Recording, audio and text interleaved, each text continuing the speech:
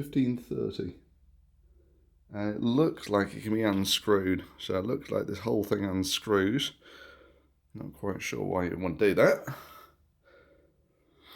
So, I've not actually tried it out yet. But, so what can I possibly do? Yeah, so these are presumably, that's the clearly that I mentioned of the lens on the front, 150 millimeters, about 6 inches. That, I'm going to guess, is the one on the back, maybe? It's beautiful though, isn't it? I mean, oh. Like something out of a horror movie.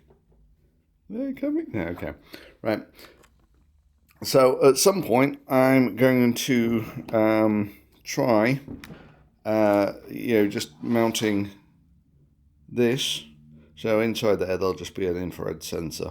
So I'm just going to mount that up on the back somewhere, see if I can find where the hell the focus is.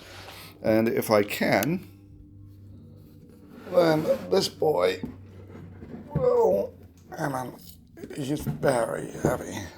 Well, okay, let me rephrase that. It's, for a telescope at this weight, yeah, it's heavy.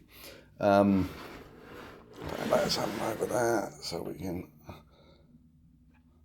Yeah, but what I actually have planned for this boy, if I can get it working, would be, yeah, I can mount it up on a tripod. So a lot of that stuff on there is dust.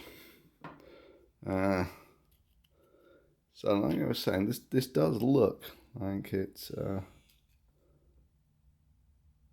so a lot of this is dust. It wouldn't really make any difference to the optical performance anyway. But yeah, so I mostly got it because it was beautiful. But now, actually having seen it, this thing is clearly almost virgin infrared optics.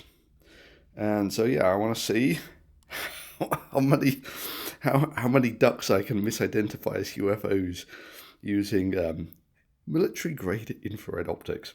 Anyway, hope you enjoyed that. If you did, give it one of those, boys. And I will see you next time. Ciao.